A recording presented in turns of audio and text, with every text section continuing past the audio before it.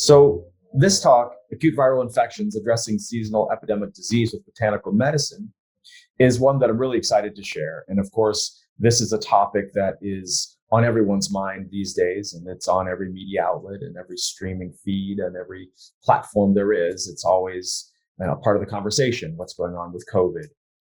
And so this talk will address COVID, and it will also address viral infections in general. And we'll look at kind of some of the historical aspects, and we'll go into what's happening with modern therapies, modern treatments, botanical medicine's role, etc. And I'm really excited to dive into this with all of you. I wish we were standing together or sitting together in Black Mountain, Medicines from the Earth conference, but here we are virtually. Glad I could share with all of you. In my mind's eye, I can see you right now sitting there, smiling, getting ready for this talk. So because we're talking about COVID, I want to make sure that I get a little preface and disclosure out there that this lecture is provided for educational and informational purposes only. This is not about providing medical advice or professional services. This is not used for diagnosing or treating a health problem or disease. And if you're seeking personal medical advice, consult with a licensed physician.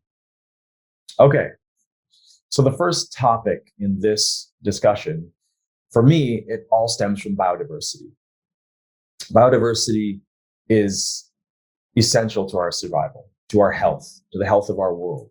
And actually, I'm going to do one thing because I hear noises. That's it. So biodiversity is the key to our health. It's the key to the health of our ecosystem, to our world. David Attenborough summed it up so nicely in his recent film that was his perspective on life on Earth, called A Life on Our Planet, where he described the Holocene period, the period that we're in right now, and its characteristic of balance and stability. And that balance and stability, where we have stable temperatures, we have stable storm patterns, we have stable airflow, all of that is a product of this synchronous weave of the biodiverse forms of life, all interconnectedly working together to create the world as it is. And when that breaks down, when we impact the biodiversity by removing species, we start to destabilize that stability, start to destabilize this wonderful paradisial place that is the surface of Earth that we live on right now with so many other wonderful creatures. So we're getting sicker, right? We're getting more susceptible to disease and less resilient as we get deeper into spaces that are enclosed, as we live closer in contact with human beings, as our population grows, as we live indoors instead of outdoors, as we share a lot of the same foods, as we sort of make our world that we live in a little bit smaller and smaller. And we also are getting rid of species in many, many different areas. And what we're doing is we're reducing the biodiversity in our bodies. And importantly, the virus and the virome, the genetic bank of information that makes up the viral life forms on our planet, is very important. And it's an incredibly rich bed of transformational energy for all life forms here. And it's really important that we understand that. We don't want to take this perspective that if we don't like something because it does something bad to us, we need to eliminate it, rather than looking deeper at the problem of why do we have the viruses? Why are we susceptible? What's going on?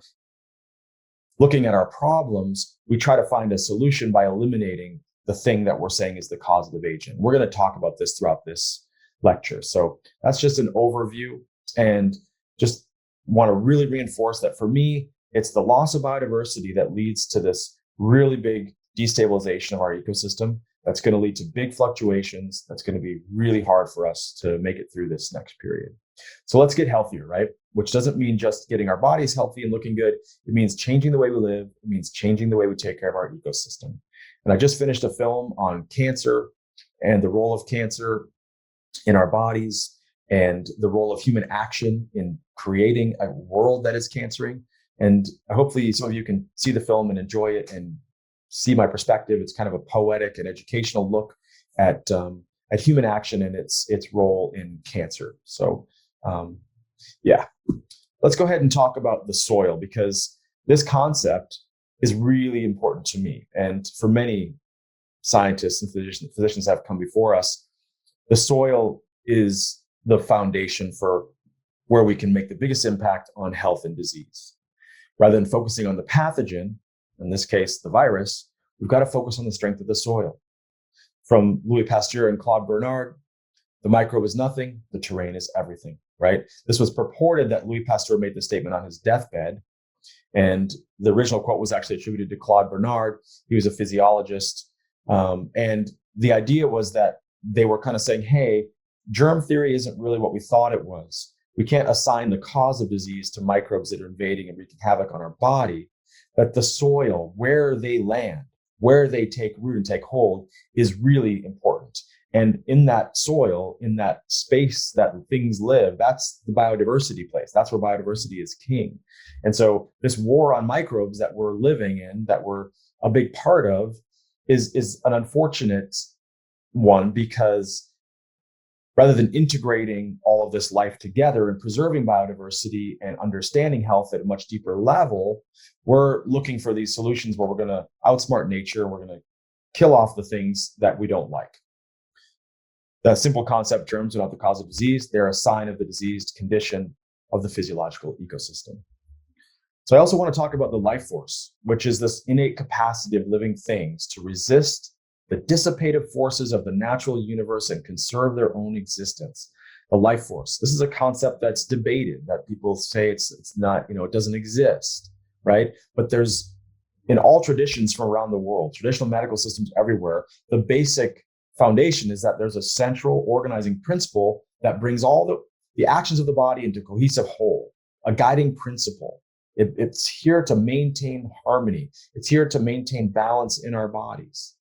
It's this underlying factor that's associated with how the body knows how to heal itself every day, how to remake itself every day.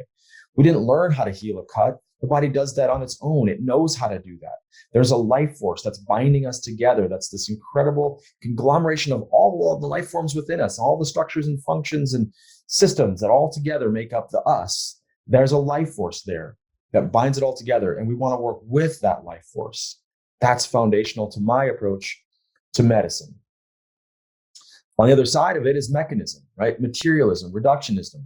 And this is a perspective that maintains that disease can be explained entirely in terms of material factors. And of course, from this perspective, the life force concept is unnecessary. It's unscientific. This gets back to the idea of like the Big Bang, right? The catalytic development of self-replicating proteins, in this molecular rich environment where sort of lightning and things happened, and randomly there was this creation of self-replicating proteins that then evolved into complexity that then brought forth life. We have this idea that that's what it's all about. Not sure what the answers are, but for me, the life force concept is essential. And it leads to this idea that there's a constitution that we all have. The constitution, really the strength of an individual, the capacity of an individual to resist physical challenge, which is fortified by that life force. And it's a quality. It's not a quantity, not how much constitution do you have, but how is your constitution? How strong is your constitution? Okay. It's the physical makeup of us, the performance, how we perform, how our metabolic processes unfold, right? Our reactions to stimuli, our responses. So think about inflammation, for example, fevers, all the four main signs, right? Rubor, dolor, tumor, and calor. How inflammation manifests in the body, how expressive of the body's action this is very important, because the body does these things purposefully to overcome disease. And so when we work with the life force, when we work with the body, when we work to integrate health and life and immune function and the microbe populations, we want to work with the body to restore homeostasis rather than just telling the body what to do or killing things. So when we talk about life force in practice, we want to support the inflammatory process. We don't want to inhibit it. We don't want to say, we know better. We want to find a way to work with the body's approach, because the body has been doing this for millions of years. And if you go back historically beyond that to all life forms, it's going back millions, hundreds of millions, billions of years of intelligence, of interconnectedness, of interwoven brilliance that came through to today. We don't have to redo that. We can work with it, understand it, and make it better. And I believe that there's incredible power in us understanding the life force and working with it. Botanical medicine, the foundation of what I do, the foundation of what this conference is all about working with the life force to support physiological function. Like I said, from TCM, Ayurveda, that's Chinese medicine, TCM, traditional Chinese medicine, Ayurveda, naturopathy, homeopathy, chiropractic, they all have this essential principle that the body has this innate ability to heal itself, to regenerate itself, to maintain harmony. And in Chinese medicine, my focus of study in my graduate program is concerned with the behavior of qi. And so qi is this quality, the vital function of organs and organ networks and tissues. What is the quality of them? That's the qi. And medical therapies are used to provoke the qi to reorder itself, to bring order, organization, flow to the energy, to the qi that is the vital function of our living tissue. So what does this all come to? It comes to following the body's lead. And when we talk about acute respiratory disease, there's been a number of studies that have come out showing that clinicians are finding that the most advantageous approach for preserving life is not to go in and just tell the body what to do, but it's to follow the body's lead, to use the minimal amount of invasive interventions as possible to help somebody through a sickness. More intervention does not equal more quality or quantity of life, right? We spend more money on healthcare than anywhere in the world. And yet we don't have this incredible, benefit that we see in how we handle health and disease. It's not a thing where you intervene more and you would do better. We have to rethink that. How much intervention should we be using? Well, only as much as the body needs. And how do we do that? Well, we identify the imbalances. We can use our physical assessments. We can use our observation. We can use blood work. We can use scans. We can use any tool we have to help us identify where the imbalances are. Then we assess the person, the constitution, and we find out whether they can overcome these imbalances or not. And if not, then we need to supply therapeutic interventions that allow the body to come back to homeostasis to preserve life. Things like electrolyte imbalances, deficiencies in nutrients like iron, like zinc, like magnesium. We want to help the body by providing the nutrients it needs to modulate function across the body. Slow medicine is also a really important concept for us when we're looking at these viral infections and acute infections. The idea of it being acute, we don't just want to attack it with this rapid, fast, get it done now kind of perspective. Of course, there's emergent, there's fulminant cases, but those are the vast majority. The great majority of cases need to be supported. And in most conditions, not just COVID-19, but especially COVID-19, we should be reserving the heroic action for those minority of medical conditions that need it. Better to observe, to respond, to follow the body's wisdom, and the deep ancestral source of information that is housed in our tissues is immense. So let's go on to talk about a concept that's really important. I'm sure many of you have heard of it. It's called hormesis. And it's basically the biphasic response to a toxin or a stressor, okay? And if you see this curve here, you've got homeodynamics, that's stability, balance in the body. And you can see as stress increases going right on the x-axis, you can see at the beginning of that, as the influence is small, it says a strengthening effect as the body responds and adapts. That's the left side of that curve, the H, right? Where the initial contact causes injury to the body and the reaction leads to adaptation, leaving the body in a better condition than it was before. The body got better at adapting to whatever it was responding to, whatever the toxin was, whatever the stress was.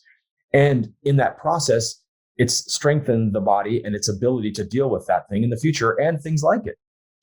And if you go past that point where you can see the curve crosses the x-axis there, we get into the section of this curve where you see a weakening of the patient, weakening of the stress response, and the homeodynamics go out of balance. So now you see that the stressor overcame the hormetic effect, and now it's an actual damaging effect. And so I want you to understand that using the idea of hormesis is that exposing ourselves to small amounts of toxicity in life, in the world of all different kinds, builds resilience and builds strength. But too much weakens us and breaks us down. So following on those footsteps of hormesis is something else called xenohormesis. Xeno here, foreign or stranger, and hormesis meaning a low-grade stress that improves adaptation, as we just saw, right? So xenohormesis is a principle that explains how the stress that plants experience in their ecosystems leads them to produce bioactive molecules that help them resist the stress. And then that stress resistance from those molecules is conveyed to organisms that would consume the plant and therefore those molecules. I hope that makes sense. We're going to keep looking at it again. So plants are good at combating viruses. Xenohormesis. Let's take advantage. So plants respond to viruses using elaborate networks of genetic interactions. Deep, deep weave between the virome and the plantae and the fungi and the archaea, all of them. It's a network that's deeply woven, and plants have to respond because they get viral infections too. And viruses employ many different strategies. They build defense mechanisms, and because they don't move, because they can't, change things by working with tools in the environment around them, they make chemicals, they make molecular compounds. They're treasure troves of molecules. And so they have elaborate strategies to deal with the viruses that affect them. And so what they do is they actually induce systemic acquired resistance responses through these molecular products that can limit the virus to infected cells, not let it spread. And at the same time, impart resistance to the non-infected tissues because the molecules that were made in response to the virus. And it was information gathered by the tissues of the plant that responded by giving that information to other tissues so they could be prepared. If we take that one step further, taking these materials in our bodies helps confer that information to us so that our cells can be better at facing the virus as well. So a couple ideas here, quercetin and resveratrol, both of which we've seen have a really interesting role to play in viral infections, and they have lots of different health benefits. They have very low toxicities, especially when they're found in source plants. But even when we have them in more isolated molecules, there's a very benevolent flavonoid compounds that we use often in medicine today. Coming from quercetin, right? Apples, tea, and onions. Resveratrol from wine, peanuts, and the tiger cane, Polygonum cuspidatum. And these compounds are just so beautiful because they actually induce this little bit of hormetic, mild cellular damage. They don't just go around grabbing onto free radicals. That's not what's happening. They're actually conferring to us that hormetic effect where it's pushing our body a little bit to have to respond to build a quenching response in the context of antioxidants and oxidative damage. Oxidants come in the body. Resveratrol helps us quench free radicals, helps us quench the oxidants so they don't cause damage. It does that by making us better at doing it. And so the same thing happens when it comes to viruses. These plant compounds can start to impart information from the environment that the plants are facing to our bodies. So this is interspecies hormesis, right? These are like signaling cues that come from nature, from our ecosystem, to help us learn about the status of our environment or our food supply, help us mount a preemptive defense that increases our chance of survival. This is where stress in one organism, like in a plant, for example, and all the molecules it makes in response, benefit another organism who senses those chemical cues and then physiologically, biochemically responds by making changes that then help it meet the challenge that's coming from the ecosystem that the plants already experienced. That's the signaling cue. The plants inform us about our ecosystem. This is a nice quote from one of the many studies I looked at on xenohormesis, We propose that heterotrophs, fungi and animals, are able to sense chemical cues synthesized by plants and other autotrophs, that is, living life forms that make their own energy and their own food without having to get it from exogenous sources. These cues provide advance warning about deteriorating environmental conditions, allowing the heterotrophs to prepare for adversity while conditions are still favorable. And why this is so important is because as we impact our ecological network, as we affect our environment around us with the choices we make, with the decisions about how we live, about what we cut down, about what we keep, about what we mine, about what plastics we make, etc., we change the soup that we're living in. And in doing that, we make the ecosystem different. And the stress is felt by all life forms in different ways. And the stress that the plants feel is responded to with molecular information that then comes to us. Here's some examples of some of the key xenohormesis phytochemicals, adaptogens. We're going to talk about those more. Artemisia annua and its artemisinin, such a great molecule for, it's got such great antimicrobial activity in so many areas. Echinacea, Podophyllum, the mayapple, grapeseed and skin, lavender, white willow, turmeric. These are all well-known and studied xenohormetic phytochemicals, right?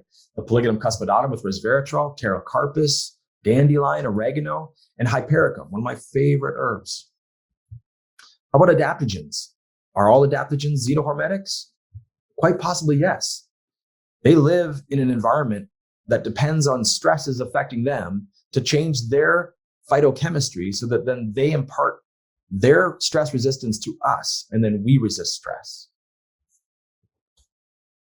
How do adaptogens affect immune function? And now we're going to start to tether into immune function and then into the viruses, okay? So I know I took us on a little tangent there to get up to speed where I'm coming from here with biodiversity and nature and life force and all this to get to here, but just stay with me. We're going to get there. So adaptogens generally build energetic reserve and they extend the dynamic range of stability. So if the body in its own wisdom can maintain homeostasis to a certain degree of pressure, then if that degree of pressure extends past the body's capacity, now the body needs help, right? The body no longer can hold that homeostatic place and we go into dis-ease. Adaptogens kind of expand that range of stability. They expand the body's capacity to handle stressors. You get these multi-targeting actions. These are non-specific, normalizing botanical medicines. They regulate the hypothalamic pituitary thyroid adrenal axis, right? So that central neuroendocrine organizing network, regulator of endocrine function, organizes that and helps that respond to stress. Enhances allostasis, that's stress response over time, so you can keep maintaining the stress response. And then resist physical disorders. And then, like I said, non-toxic, non-specific, and normalizing. Here's just a concept that I love this story here about. You take tonic herbs from Chinese medicine like ginseng and ginseng-like herbs. You take phytochemistry, pharmacology. We got xenohormesis woven in here. You've got the adaptogen concept. You've got this role of it functioning to maintain balance in the neuroendocrine system. You see an external stress coming in, affecting all these key areas like sleep, like inflammation, like generation of cancer. And you see that the ginseng-like herbs promote homeostasis and allostasis, increase that adaptability of the body to those external stresses to prevent problems. So we're talking about the immune system now, right? And this is a really interesting topic because we're going to hit vaccines and we're going to talk about the adaptive immune response and working with that, with the vaccination idea. But I wanted to just talk about the importance of the innate immune response. And the innate immune response is how most viral infections are actually controlled. Most of the time when a virus affects us, we deal with it at the innate level. These are our first line defenders. These are phagocytic cells. These are neutrophils. These are some of the granulocytes, macrophages, eosinophils, and basophils. This is innate immune function. Now, if the virus gets into cells and starts replicating rapidly, and the innate defense responses can't handle it, then those phagocytic cells, those antigen presenting cells who grabbed onto some of the virus and took it in their bodies, they go into the lymph system and show that to the memory cells and say, hey guys, this is what's out there. And those memory cells go, okay, we're going to become plasma cells and we're going to pump out antibodies. And those antibodies circulate and they stick to all that virus, that part of the virus, that antigen. And then we get the adaptive immune response. But the thing is that innate response is really important. It's like having an experience in life. If you experience a viral infection, the innate response is part of the experience. It's this cytokine release where these signaling molecules, inflammatory signaling that drives immunological function, that communicates about what's happening. You've got these chemokines. These are signaling molecules that bring cells to different areas that communicate about what's going on. Say, come over here, do this. And all this is happening in real time as the viruses entered the body. And so this is a central determinant in determining how the outcome of the infection is going to go. Okay? There's something called interferon, and in this case, type 1 interferons also complement proteins, these proteins that form together to stick to invaders and make them fall apart, render them useless so the body can break them down. They limit the viral spread during the early phase of the disease. You're getting the fever, you're getting all this initial response, like, ooh, something's trying to get me right now. I'm feeling that, right? And you get this buildup of all this immunological activity, right? That's the innate immune response. And viruses are really adaptable. And so one of the things that they do is they'll stop the major histocompatibility molecules from getting to the surface of the cell to tell those first-line defenders, hey, there's viruses in me. Because what will happen is the virus comes to the surface of the cell, it inserts itself, the capsid injects the virus, it goes into the cell, goes to the nucleus, hijacks the DNA processing with RNA, and now you've got RNA replicating itself as virus, and then the cell's filling up with virus. And the cell is going, whoa, there's something wrong, and it takes the virus and sticks it up on the surface as a part of the major histocompatibility molecule that the immune system is checking out. And it sticks it up there, and the immune system's like, oh, whoa, that's something bad. We need to take care of it. Let's break that cell down and let's eat that cell up and destroy it. But the virus can actually inhibit that from happening. So by the time the immune system realizes what's going on, the virus has already killed that cell and expanded itself into thousands of more viruses that just dumped out of that cell into the system and went all into next cells. And it can rapidly spread the situation. And the T cell doesn't know the cell's infected. So that whole process, this initial, we could call it a battle, right, between our body identifying non-self and then addressing it, right? That's this innate response. And I just want everybody to understand that that's a huge part of what develops our adaptive immunity. Vaccines are basically using the premise that we have a memory bank of antibodies that we keep, sort of like discs that are just sitting in our, this bunch of slots we have. And when we're exposed to a certain pathogen, we just look in our repertoire and say, oh, we have that one, and we release it. And then the antibodies come out right away. We don't wait for that whole innate response and the whole, eating up the components, the antigen presentation and the finding out how to build an antibody to that antigen that works. We don't have to go through that whole process. We just go right there, throw the antibody out, and then the disease is handled. Interestingly, when we talk about vaccines, and this is such a charged issue, I'll just say right off the bat that everybody make your own choice about vaccines. And vaccines are not all created equal. There are many vaccines that have served humanity in great ways. There are many people that are benefiting greatly from the coronavirus vaccine. But not all vaccines are created equal. And we don't know very much about the new vaccines that we're using for coronavirus. It's brand new. We normally have 10 years of data before we get to this point. And so, I'm just of the mind that I like to get information. I like to see how things are playing out. And I also am a big believer in the human immune system.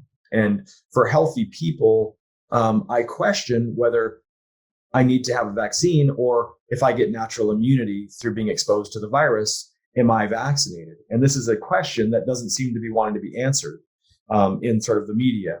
Okay. And so for me, when I look at seasonal febrile diseases like the flu, for example, I don't get vaccinated for the flu personally. I don't think it's appropriate for me at my age, in my life, in what I do. Every single case should be taken as a unique set of circumstances for each vaccine. That's what I believe. I am in no way an anti-vaxxer. I am pro-medical appropriateness in every context. But so vaccination versus for seasonal febrile diseases like the flu is very different to me than vaccination for endemic disease. Something like, people always talk about polio. Well, polio is a really interesting example of a virus that literally had certain stability factors that made it so that when people got the vaccine, it worked and it just kept on working. When it comes to the flu, that's not the case. It's mutating really quickly. It doesn't have the same stability factors. Polio mutates, but it doesn't mutate in a way that makes it immune to the vaccination, to the antibody that we've stored in our memory bank. So, with polio, I think it was a really brilliant use of the tool of vaccines. And remember, polio is very different than COVID. Polio virus is shed in the stools of people who are infected. It's acquired through drinking water or ingesting food. It's not nearly as contagious as COVID in terms of, we just sit in the same room as somebody, sitting across the table, and we pick up the virus from them through the air. It's so much more contagious, so much more virulent, and it's moving so quickly. I think part of it is that it's just changing a lot. And we don't know with COVID vaccines how often we're going to need booster shots. I'm suspecting that what we're going to need is a seasonal vaccine that's at least every year, at least one booster. That's what it's looking like. We don't know for sure, but that's what the data is showing so far. So one of my questions is, of course, this idea of herd immunity. Is it only vaccinated people? Or is it people who developed immunity through exposure? Do people who have already had the condition who are now immune to it? Do they contribute to herd immunity? Because I believe they should. And I believe that the way that we develop immunity to any infectious organism, naturally, encountering the organism, in this case, the virus, as it is infecting our cells, adapting and creating an antibody, just like hormesis, just like that exposure issue I talked about before, it strengthens our ability to do that process, to face a new challenge, create a new antibody, deal with that infection. Okay? That's really important. Natural immunity, right? What we know from the big data we have so far is that the immunoglobulin, IgG, the long-term stable immunoglobulin, to the spike protein on the coronavirus is stable at over 6 months, okay? At 1 month and at 6 months, post-symptom onset, memory B cells still had spike-specific memory. They were still abundant. There are a few cases that show that reinfection with SARS-CoV are occurring, similar to like with vaccines. A friend of mine works at the hospital as a hospitalist here in Ashland, and about 2 weeks ago, they had 2 cases of vaccinated individuals that were both in the hospital with COVID. And so there's a heterogeneity to all of this, to how the vaccines work, to how natural immunity works, all of it for sure, okay? Just to look at a couple of these studies, a 2,800 person study found no symptomatic reinfections over a 118-day window for people that had been exposed to COVID and had antibodies in their body, had immunoglobulins. Another 1,246 person study observed no symptomatic reinfections over 6 months in any of their people, okay? So the quote from this that I wanted to share with you is that immune memory in at least 3 immunological compartments was measurable in 95% of subjects, 5 to 8 months post-infection, indicating that durable immunity against secondary COVID-19 disease is a possibility in most individuals. So my point here is, I personally, I don't know for sure, I haven't tested my serum, but I had a cough, a flu, an incredibly, a really long-lasting sickness last December, the first one I'd had in like 5 years. And when I think about it and the way the cough was and how it lingered, I wonder if I had COVID. And I've been considering getting COVID antibody testing just to see if I have antibodies. Because we know so far that study that I was just talking about only went to 8 months. And at 8 months, there was still immunity to people who had been exposed. So COVID-19 antibody testing is a possibility to assess for people to see whether they have antibodies. Okay. There's 4 possible outcomes with that, right? There's 2 main types of antibodies being tested for COVID. IgG, the longer acting, these are the memory immunoglobulins, and then IgM, you can see there that kind of circular one there in the picture, that's the short-term acting when you have active infection. So if you look at this, the 4 possible outcomes, right? You can have IgM negative, IgG negative, which means there's no evidence of current infection or previous infection, right?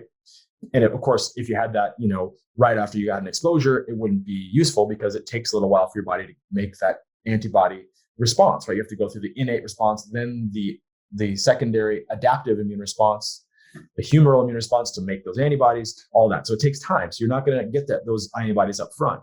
Then when you have the condition, the IgM will show up positive, okay?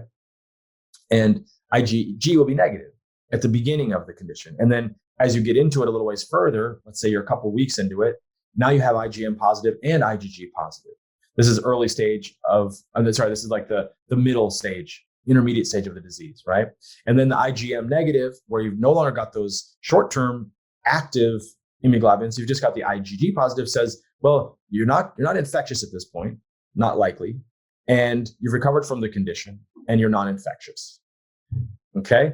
And that's kind of this idea that there's immunity then to those people that have that IgG positive. Of course, not all tests are perfect. Not all vaccines are perfect. Not all COVID tests, not all, PCR tests. Nothing's perfect. We're just doing the best we have. So the question is, if I exposed myself to COVID-19, if I was exposed, I had it, I got the antibodies, am I a part of herd immunity? I think I am. Both Pfizer and Moderna are currently exploring whether or not their vaccines will require boosters or genetic modifications to respond to emerging SARS-CoV-2 variants. It's very important, right? They don't know yet how long immunity lasts. So I just want to make that point. And just to finish off with the idea of vaccines is that one thing, immunocompromised people often don't mount a big response to a vaccine.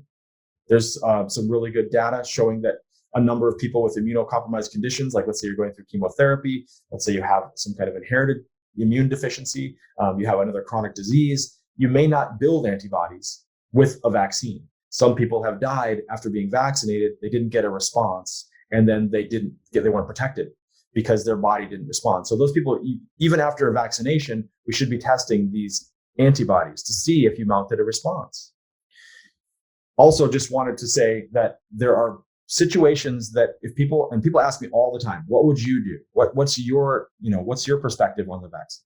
And I always say, hey, it's up to you. It's really important for you to make the decision. What do you think is most important for you in your life? If you're somebody who has a high risk of having an issue with COVID, and don't get me wrong, there's some weird things about COVID. There's some young people that have died in really odd ways from this condition. Absolutely. But it's very rare. And for me, I'm willing to take the risk. For someone else, if you had risk factors, metabolic problems, issues with age, chronic disease, you may want to take the vaccine because the risk of having a problem from the vaccine, from dying from the vaccine, is so low that it greatly outweighs the risk of you dying from the condition itself if you have a bunch of risk factors. Also, if you take the vaccine and it frees you up to be able to be social, to enhance your life, and to bring yourself into a place of positivity and health in so many areas, that's a great reason to make that call. Okay? So vaccines are about everybody's choice. I like natural immunity. I'm not afraid to experience it and go through it. I'd like to be sitting at the table with people who had vaccines and people who have been naturally immune and share the herd immunity together. So I'm just going to talk about influenza for a minute because it's this, acute respiratory disease that we face every year. We have millions of people getting it. Sometimes it gets really bad and we get high morbidity and mortality rates. Sometimes it's not so bad. And the mainstay of prophylactic therapy is vaccines. And so what they do with the vaccine is that you've got to make a vaccine, which is basically an antibody, right? A vaccine is basically the flu itself, a strain that has been damaged or has been weakened. So it's got to be matched to the strain that's coming out this year, the year that you're taking the vaccine for, in order to prevent the flu from if infecting you in order to work. So due to the high variability of the flu strains, because it's mutating quickly and it's very contagious, moving through lots of different human ecosystems like COVID, if it's going through lots of different ecosystems, it's going to have a lot of different, immune systems to mess with and a lot of different endocrine systems to be a part of, and it's going to change in different ways. It's going to be heterogeneous because of all the different features that different people present. And so because of that, the flu mutates quickly. COVID is mutating through lots of different strains. We're not sure. There's new boosters and things to deal with it. But the idea that I want to share is that with the flu, we don't get high efficacy with the vaccines. Vaccine failure is very common. And even when, the powers that be decide, hey, we're going to make a vaccine that contains 3 different strains to try and cover what we think is coming this year, it doesn't always work. And a lot of times on the website, the CDC website, you'll see 25 to 40% efficacy of the flu vaccine for preventing the flu. Again, high risk to benefit, exposures, all kinds of different factors lead to a decision about vaccination or not. So one of the things I wanted to discuss is something that happens with the flu vaccine, okay? Because there's something called influenza vaccine and respiratory virus interference. And this paper came out before COVID. This is about Department of Defense personnel during the 2017-18 influenza season. And what they found out is that people who got the influenza vaccine, in some cases, had a risk of other respiratory viruses and being more susceptible to them. This is a phenomenon known as virus interference. And the concept is that without that innate immune response that I described against the flu, you didn't learn how to face problems. You didn't strengthen your response. You were given the little disc to use, but you didn't learn how to make discs. All right, shifting to TCM. So Chinese medicine, it's one of my favorite things in the world, and it's a very ecologically based system, okay? And in TCM thought, infectious diseases are characterized by the way they manifest in the body. And not all infectious diseases are infections that you got from another person. If somebody goes out to the woods and they get cold and they get wet and they sleep under a tree, they wake up the next day and they're sneezing and cold. They've got a cold, they got a sickness. Is it because there was some virus floating by? No. It's because the virus was already there. It's in us. The virus was already in our bodies. And the weakness in their body due to the pathological environmental factors, cold and damp, that weakened their tissues and shut down their immune function and allowed a microbe in their body to take hold and then grow, created an infectious situation. Now, if they go down into town and they're coughing and sneezing and they go into an enclosed space with another person and that person doesn't have the specific constitution to resist, that other person can get sick too. Okay? The constitution of the patient is very important. It has the strength to resist environmental pressures. Like 2 people that went out to the woods, one might get sick, one might not. They're both in the same weather, right? It's about the constitution of the person and how that interfaces with what the pressure is. Pressures like cold, heat, damp, wind. These are the pressures that Chinese medicine doctors understood a long time ago and continue to understand today. Syndrome differentiation is what's used to identify what type of a problem is happening in the body, what type of an ecological imbalance, okay? It's the summary of the pathological signs of the body at a specific stage during the development of a disease. Okay, we use like listening, smelling, asking, palpation, pulse taking, and nowadays we could use lab work and scans and other information to help us create what's the syndrome that this person's presenting with. And then the treatment is directed at removing the pathological conditions that we found that are there and supporting the constitution. So febrile epidemics in China, right? And seasonal ones, right? Because there's a seasonality to these and there's a cyclical regularity. Over the last 2,000 years in China, there's been at least 321 large-scale plagues recorded. They're very cyclical, they happen over time. So if you looked at that 321, every 4 to 6 years, there's another, recorded sort of plague, seasonal febrile epidemic. They all are different with their strengths and issues, They've been treated with TCM principles and therapeutics over that whole time. The theory and practice has evolved and changed over time. Thousands and thousands of pages, thousands of books written by doctors trying to preserve the lives and the health of their people for thousands of years. And nobody's taken over China and burned all their books. It's all there. All the writing is there. In fact, also, China's never had a infectious epidemic like we've seen in so many other places, like these huge outbreaks that have occurred, like the bubonic plague, Spanish flu, Black Death. These things have not happened in China in their history. So they had a more organized and deeper medical system that they were using and had been building on for those years to get to the point where they were able to support their people. Interestingly, in the 1600s, doctors identified contagious diseases that could affect almost anyone, right? They got this concept of pestilence chi, right? This is a living toxin in the environment. They couldn't see it. They couldn't touch it. But because of the way it behaved, they realized it was there. Okay? It's about looking at the patient's condition and understanding and looking at the way that it moves through the population, that there's something here. There's a toxin. There's a living thing that's moving through the people. And this would be, in modern terms, a virus. So the pestilential chi, or the epidemic toxin, is invisible to the naked eye. It's only perceived based on observation of the effects on the body, right? This is like another force that's not those natural forces that we're talking about, not like the guy who went in the woods and got cold and wet, but this is something that came out of the environment, and it could have come out of an animal and mutated and got to a human. It could have come from a mutation in a human that human got sick with and then shared with other people. But the development of that toxin moved through the population and is moving through in a way that is pestilential, okay? A specific epidemic disease. Highly contagious, invades through the mouth and the nose, not through pressure, ecological pressure on the surface of the body, but it's shared, contagious. Like I said, this is 1600s. Specificity of the epidemic chi, according to the species, meaning some viruses, some toxins were specific to certain animals and some were specific to humans.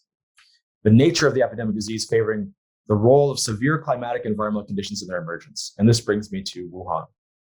Okay, and we're going to talk about that a little bit more detail, because Wuhan has a very specific environmental climatological condition. So COVID-19 belongs to the category of plague, like this pestilential chi. It's a virulent infectious disease. It enters the body through the mouth and the nose, and it damages the lungs, the spleen, and stomach. It has a rapid onset, rapid spread, strong infectivity, and similar main symptoms as we see in biomedicine. And it's also seasonal. It has a seasonal cycle.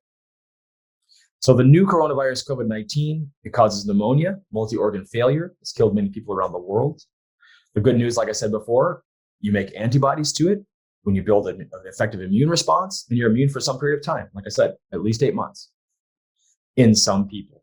Of course, that was those small populations, but those were thousands of people. Those, like I said, there's heterogeneity between all of it, but just we know that there is natural immunity. With our natural immune system, we build immunity.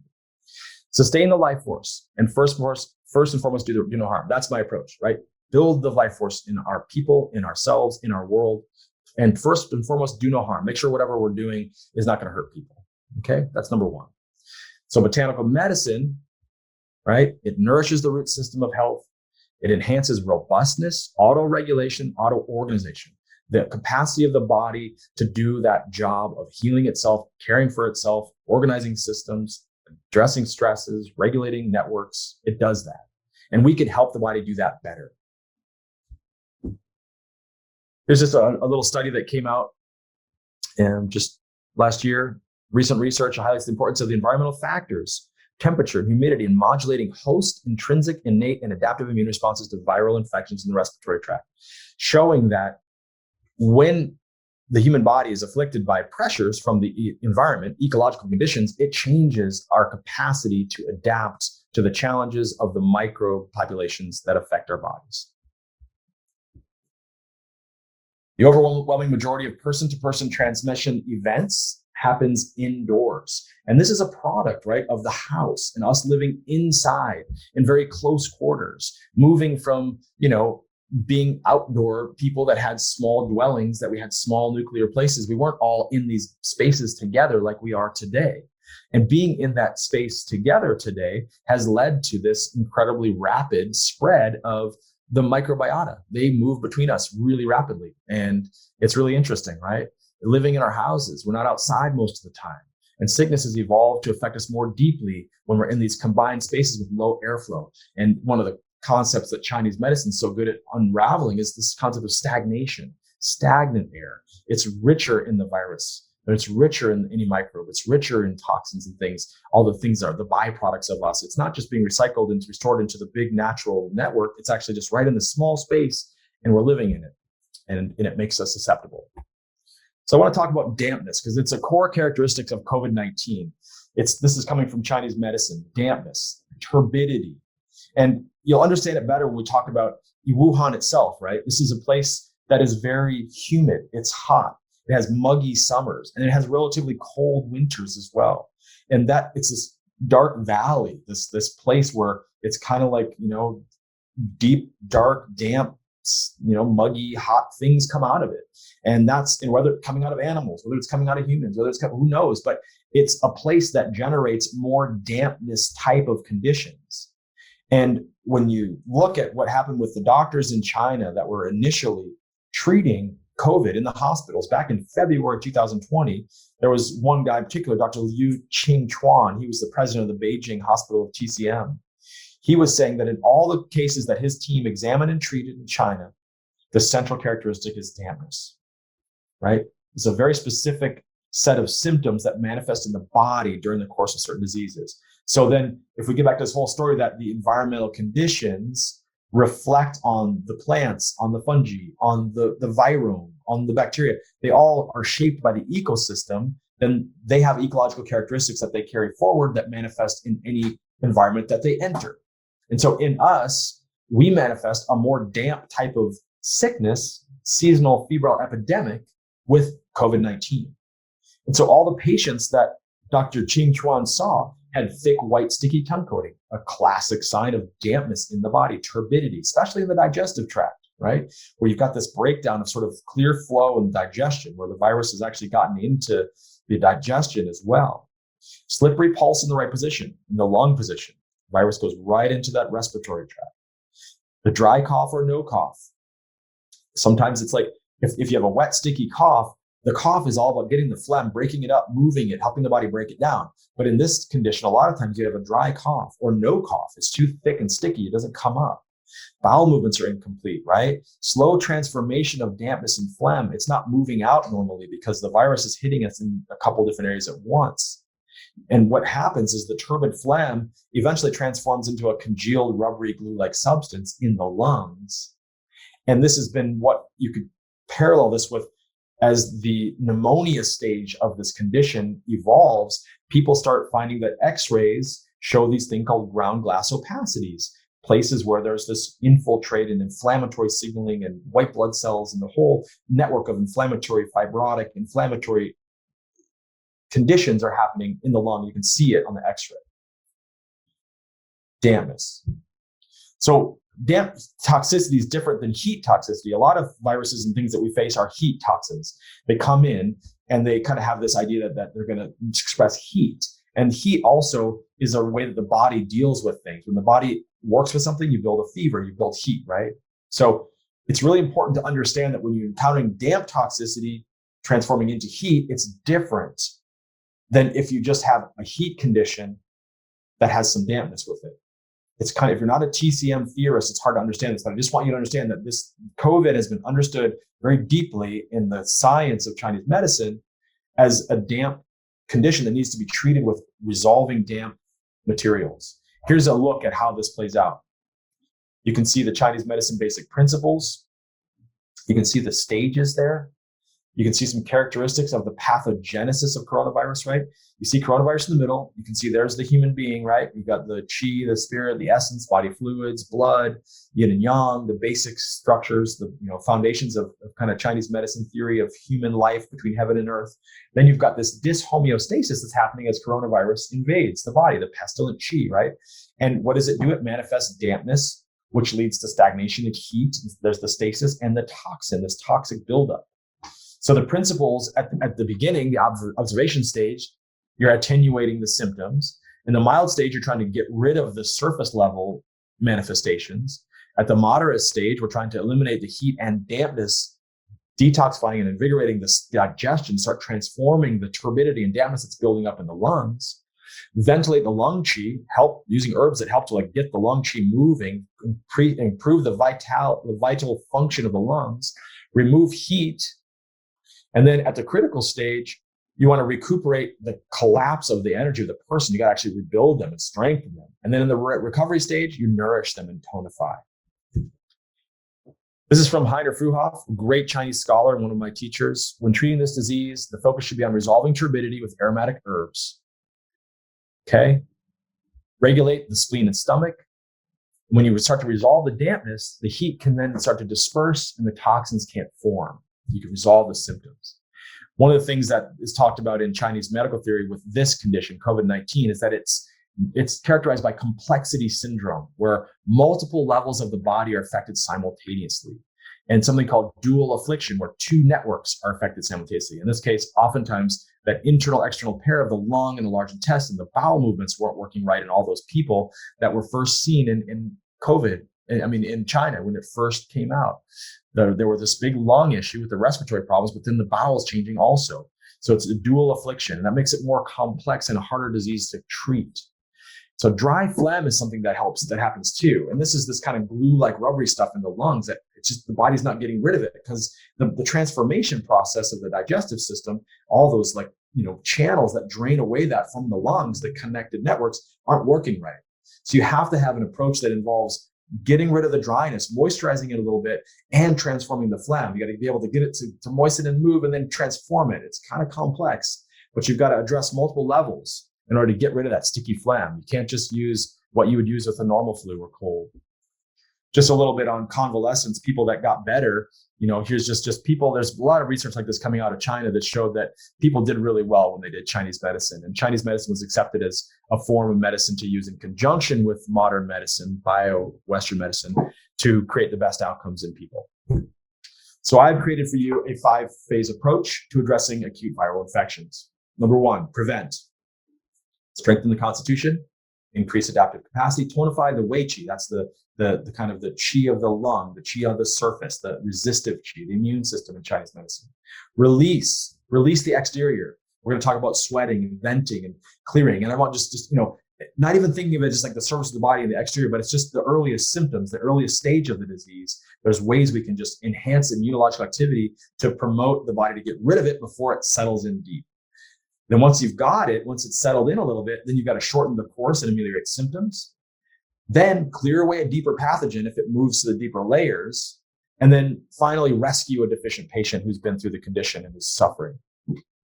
So TCM formulas for prevention of cold and flu. I'm also going to talk a bunch about modern, Western botanicals too. But the TCM formulas, it's a great, huge pharmacopoeia.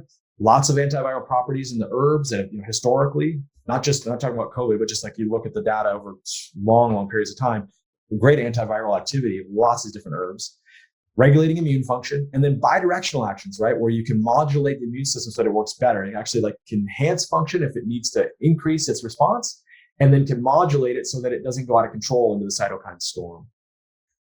And mitigating damage, inducing gene expression of antiviral proteins. Now, I'll just say that we don't have any randomized clinical trial data, or very little, to support the use of botanical, nutritional, dietary, lifestyle intervention for the prevention or treatment of COVID-19, right? We just don't have it. What we have is knowledge and wisdom, thousands of years of epidemics. We've got thousands of basic sciences, epidemiological, animal studies that all confirm the positive effects that many plants and plant compounds and nutrients have on the immune system in general. We also have the combined clinical experience of doctors from doctors all around the world to bear on the issue. So here's a study from SARS, the first part of this, looking at the herbs. It had 3,160 hospital workers that worked in high-risk areas. They were given an herbal preparation for 2 weeks at the peak of the SARS epidemic in Hong Kong. Their symptoms and adverse effects were monitored. Their immune responses were measured. They selected about 10% of the patients.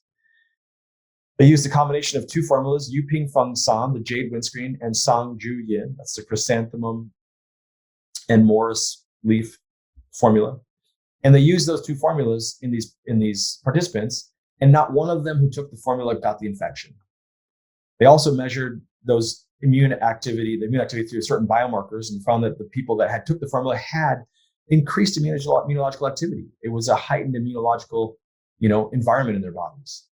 So the conclusion of the study was that a suitable herbal formula might prevent influenza-like infection, and the mode of preventive effect might be that the treatment is working at the very early stage, that enhanced immunological activity starts to take place just as the condition's setting in. So 3 studies, this came out just this last year, 3 studies using TCM for prevention of SARS, 4 studies for H1N1. None of the participants who took TCM, these formulas, these herbs, got infected. The principles from Chinese theory were to protect from external pathogens, strengthen the Wei Qi, disperse wind and discharge heat, resolve dampness. And wind is like that factor that kind of carries things into the body. So kind of a long story if you don't know what it is, but I could describe it another time. Resolve dampness, of course.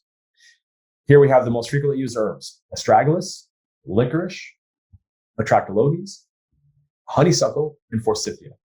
And I'm going to take a look at why those herbs are important. So this first formula, the traditional formula called jade windscreen, okay? Astragalus membranosus, atractylodes, and Sapochnikovia divericata. These 3 herbs are the base of Yuping Fengshan, jade windscreen. That formula is known to tonify the qi, tonify that defensive qi, resolve dampness and turbidity. That's really the atractylodes and the Sapochnikovia. They really both kind of help with that dampness and turbidity. And then the Feng, that Sapochnikovia, that releases the wind and dampness. It's called wind guard. Feng is wind, just like feng shui, right? Wind and water. Feng. And this formula with the astragalus as this kind of builder, it strengthens the surface and kind of immunologically enhances the body's resistance to invasion, to infection. And then you're clearing out these turbidities that would weaken the body's ability to function at a clear level. And of course, antiviral, anti-inflammatory, immunoregulatory effects have been found with this formula as well. John Chen, a great PhD scientist who's a doctor of Chinese medicine also, he's been adding 3 herbs to that formula in people who are looking to enhance their response to acute viral infections in 2020, 2021. The Jinyanhua, which is the lonicera, that's the honeysuckle. The Citrus reticulata, that's a really good one for resolving phlegm and dampness. And then Eupatorium, that's a great one also for resolving turbid dampness in the stomach. It's very aromatic, clears things up. So I want to start with the first part of this, well, I should say the next step in this 5-phase plan, right? The first phase was prevention. The second phase is venting the pathogen, release the pathogen. This can only happen at the very beginning, the very first symptom or sign. So once this happens, you stop the prevention side. You've done that now. Now, if even though you were trying your prevention stuff or you didn't do prevention, and now you have this first little bit of symptoms, this is when you do this venting approach, okay? And there's layers in the body where the Tai Yang, the most yang, is the external layers, the bladder, small intestine channels. And the idea is that you vent from the deeper layers and guide the pathogenic influence out of the body by releasing the exterior. And part of that is sweating. You warm the interior to get the interior warm, and then you start to create this sweat, which has an immunological action, changing immune function, enhancing it. And also there's some detoxification, there's some release of material through the sweat in the body. That's very important. So at the earliest sign, this is like the influenza phase, it's called. The very first sign where you might get a little sore, scratchy throat, a slight cough, or get a little fever, chills, fatigue, lightheadedness, sneezing. And whatever those first symptoms are for you or your patient, the sooner you recognize them. Could even be like, for me, my first symptom that I almost always get is, am I getting sick? I'll have that thought. And as soon as I have that thought, I go, oh, okay, time to do my venting, time to do it. And you want to warm the interior, release the exterior, okay? And I'm going to detail that for you guys and how to do that really clearly in the next couple slides. But I just want to say something about the fever first, because don't fear a fever, right?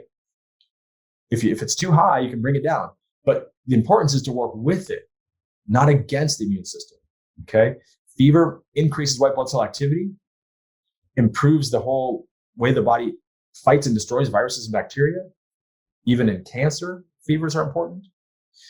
Of course, fevers can be pathologic too. They can be catabolic. It's about knowing when that's happening. This is a healthy person who has the beginnings of a fever, who's having, an invasion of some kind of infectious organism or some kind of pathogen, right?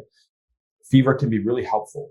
Cellular mechanisms that enhance immune system action are started up.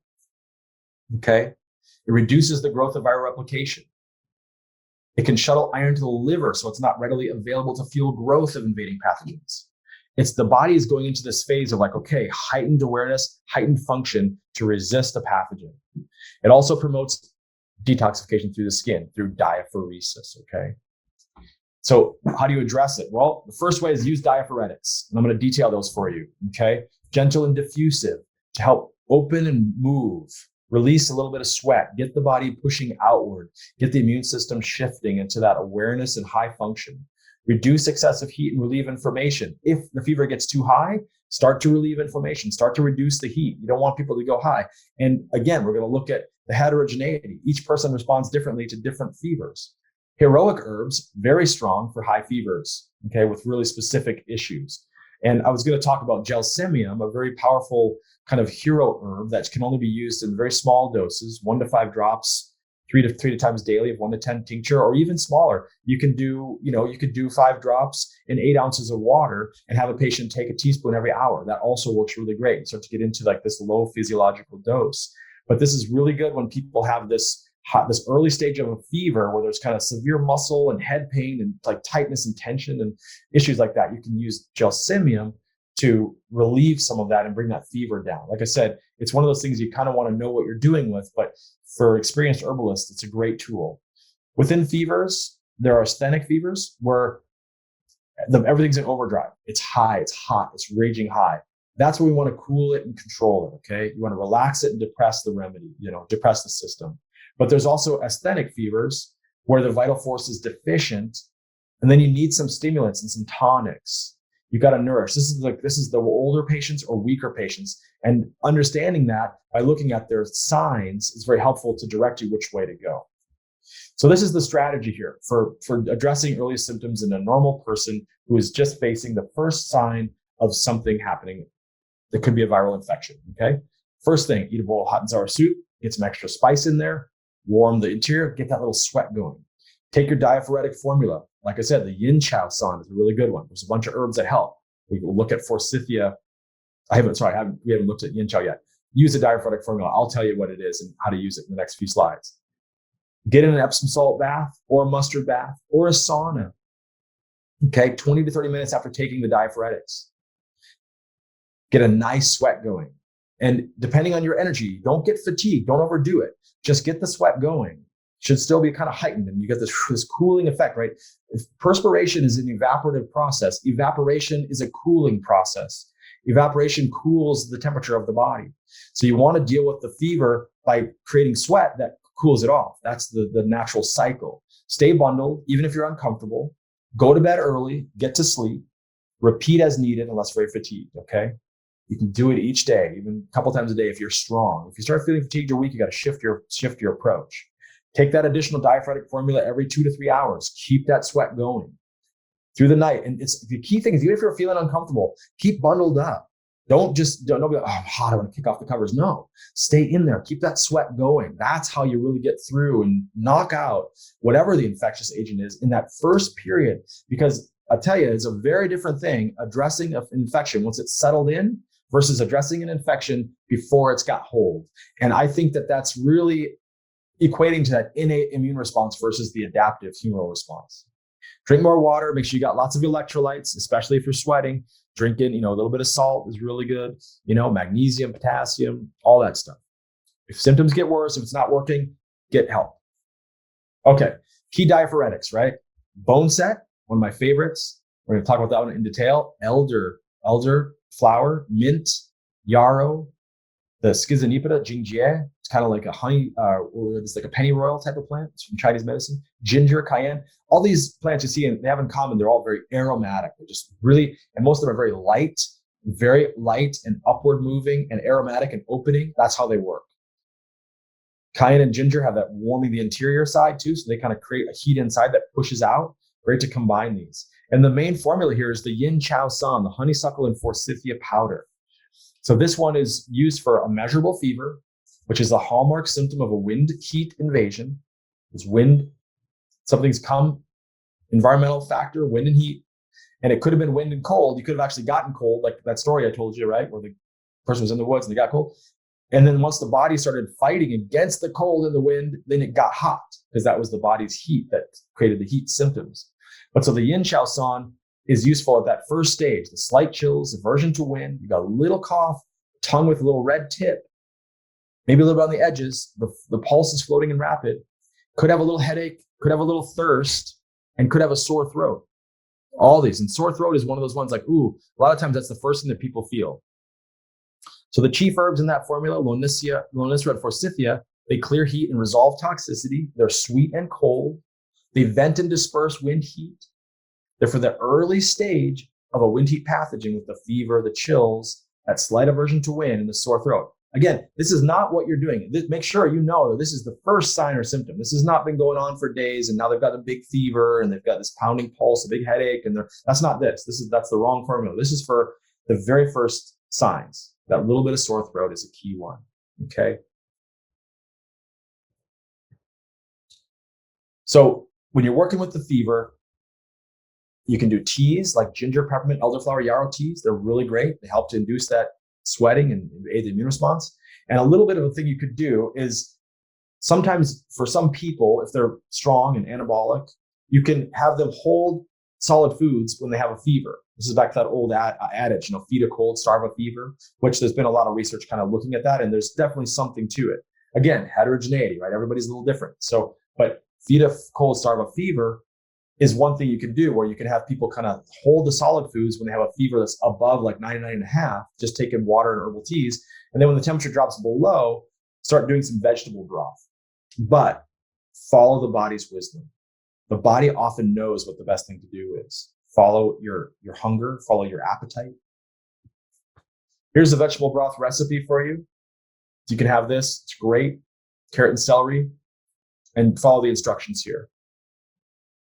Bone set, eupatorium, right? Back at the turn of the century, 18 and 1900s, this was one of the most important remedies that was used for colds and flus. It induces sweating, breaks the fever, and it relieves something they used to call bone pain, like that deep, it just aches and it's so deep. It's like bone break fever, and even like dengue fever was bone break fever, right? And during the Spanish flu in 1918-19, it was one of the safest and most successful remedies employed in eclectic medicine. People would have it hanging, they would just harvest it, and they'd have it hanging off the rafters in their house, and they would just take it prophylactically when the flu was coming around. Really powerful, really amazing plant. And there's been some resistance to this plant, around the pyrrolizidine alkaloids, which are considered toxic. And I think if you took enough of this plant over a very long period of time, or consistently all the time, you might run into problems if you had compromise. If you were, a compromised person with a compromised liver, you might need to take caution. Or if you're pregnant, for example. But using it short term, I think I would agree with Roy Upton, who, in his statement about the AHP, the American Herbal Pharmacopoeia, and their big monograph on bone set, that the risks are low, but maintain caution and know that there are these things in this plant that, if they were taken in high enough dose over a long enough time in a compromised person, that could lead to toxicity. So how do you modify the yin chow kind of idea for the initial damp presentation, something like COVID, right? Where right off the bat, you've got chest stuffiness, you've got distension in the epigastrium, nausea, diarrhea, the pale tongue with a greasy, thick tongue coating, that slippery pulse. Well, you've got to dispel that damp cold while you're working on the exterior and the wind. One of the formulas I'm going to tell you about that does that really well is something called Agastache formula, or the upright chi decoction. And we're going to look at that in the next section, okay? This is all about releasing the pathogen from the beginning stages. So the next stage, part 3 of my 5-phase approach, is to shorten the course and ameliorate symptoms, okay? Always start with the constitutional assessment. Don't bypass that. Apply the medicines based on presentation, okay? Some of the formulas I found really useful for COVID patients at the early stage, and in some of the long haulers, which we're going to talk about, are these 2 formulas. They're really nice to know about and easy to get a hold of: minor bupleurum and the upright chi, which I just mentioned. Both of them can be taken longer term. They can be taken in patients that have symptoms. They can be taken at the early stage. I'll talk about them in a little more detail. Other useful botanicals: white willow, elder, usnea, lomatium, propolis, and scutularia. And I'm going to hit some of these as we go a little deeper. So bupleurum decoction, minor bupleurum decoction, is a harmonizing formula. It's about bringing the body back into that place of homeostasis. It's harmonizing the digestive system, the liver together so that it works better together. This is for a pathogen that's in between that, what we call external and internal in Chinese medicine. And it's not like it's outside the body, inside the body. It's just the manifestations are that way. It looks that way to us from the outside, but it's really physiologically external and physiologically internal pathogens. And when it's caught in the middle, we have something called Shaoyang syndrome. And that's this place where we get alternating fever and chills. The ears get plugged. That's the side. That's the gallbladder channel here. Bitter taste in the mouth, reduced appetite, irritability, nausea, headaches in that gallbladder channel on the sides, the temporal region of the head, shoulder stiffness, achiness, wiry pulse. The wiry pulse points us to the gallbladder too. So here's the formula: bupleurum, scutularia, pinellia, ginger, ginseng, licorice, and the jujube fruit. And you have to modify this in a lot of patients. But in the long haulers, I found it to be really useful if they have some of these symptoms. Again, those key symptoms, the alternating fever and chills, the bitter taste in the mouth, reduced appetite, those are all really important to look for. Those three top ones especially. If they have those, it's Shaoyang. So some research came out looking at this, they say so sure Hotang, but it's really Shao Chai Hutang in Chinese medicine is actually studied now in some research papers and is showing a lot of effectiveness, helping people get through COVID-19 infection much quicker. Some patients with COVID-19 in this, phase 3 part of our 3 phases of, of our 5 phase approach to viral infections. Some of these patients present just with GI symptoms, right? A subgroup have only diarrhea as their symptom. They never even got the respiratory system symptoms. And the people with digestive symptoms would test positive for COVID-19 in their stool. And oftentimes it would be harder for them to clear the virus out of their body because it's in the digestive tract. And so it's disrupting the clearance. And one of the things that's been really helpful for that, and this is why it's part of even preventive strategies in early stage and mid stage kind of development of the condition, is this upright qi liquid, right? It's called Huoxiang Zheng Qi Shui, which is the agastache, or that's patchouli liquid to rectify the qi. And patchouli, so aromatic, so light, just opens things up. A lot of these plants have lots of essential oils for those aromatic terpenes, things that open and clear and transform dampness. That's what they do.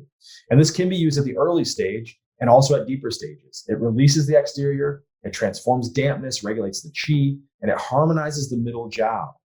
It's really good for wind cold with dampness and or spleen and stomach deficiency. It's going to get that at the same time. This is for those colds and flus that hit you in the gut and also in the respiratory tract.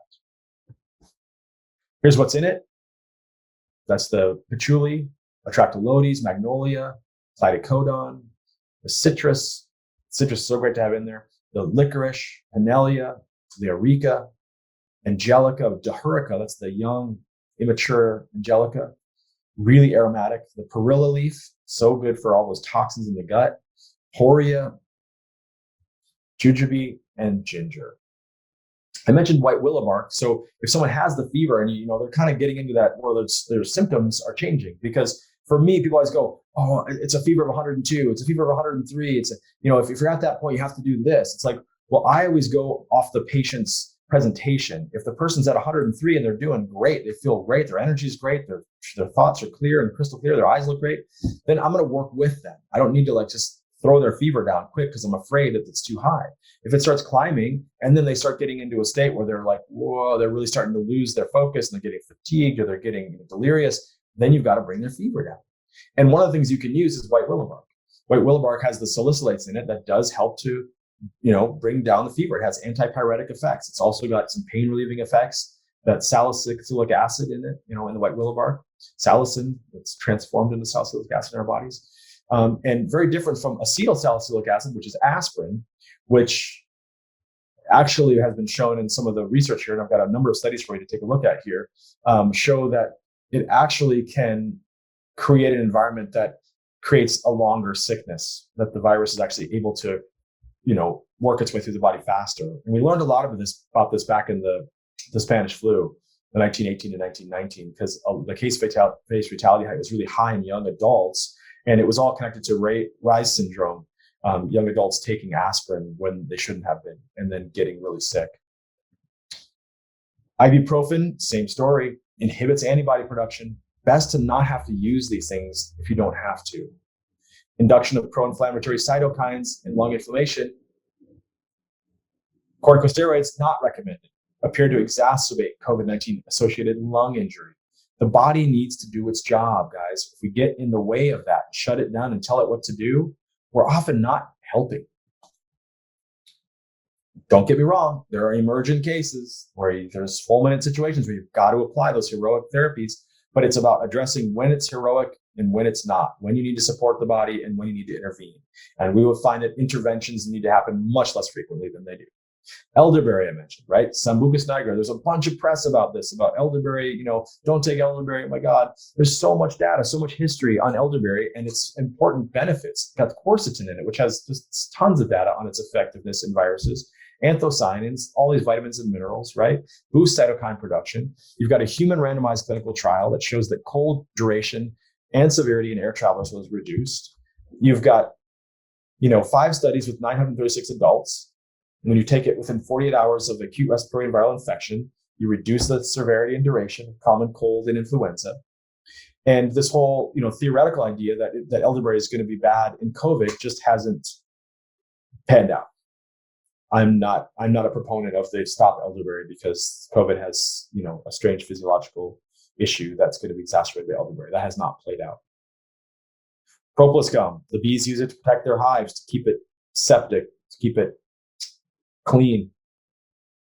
And it's to keep it antiseptic in there. They coat the inside of their hives with propolis. And it's beautiful stuff that's rich in the CAPE, right? Caffeic acid phenylethyl ester, which has all these powerful antimicrobial effects. And I find propolis to be an incredibly beneficial component, especially with formulas. You can put propolis and create a spray with lots of different herbs in there with, ethanol extracts. And you can have that propolis bring all this good antiviral activity to the throat and then stick there for a while because it's such a thick tar that you can kind of apply the herbs over time to the same tissue. It's really nice that way. So the fourth part of this approach is to clear a deeper pathogen. And this is a section I'm not going to get too deep into because, as I said with the TCM stuff earlier, there's some real specifics about treating, patients with COVID and working with them, to watch their symptom picture and be able to transform their pathological internal terrain so that they move through the condition faster. And just want to make sure that when you're at that pneumonia stage, there's lots of variable presentations. There's lots of different treatment selections, right?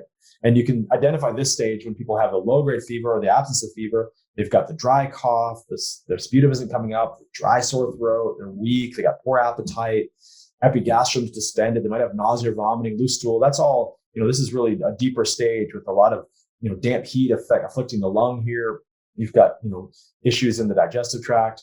Another kind of presentation would be high fever, no chills, lots of sweating, severe thirst. That's going to need a lot more cooling effects, right? You have to do a lot more clearing of heat. And you got to work on the bowel and urine. You got to, if they're getting constipated versus getting diarrhea. And then the third one I put down here is like, a real big damp heat in the lung type of thing with a lot of dampness up there too. There's phlegm in the lung where you get cough, stuffiness in the chest, asthma and wheezing, worst thing with exertion. These are things that all manifest at this deeper level.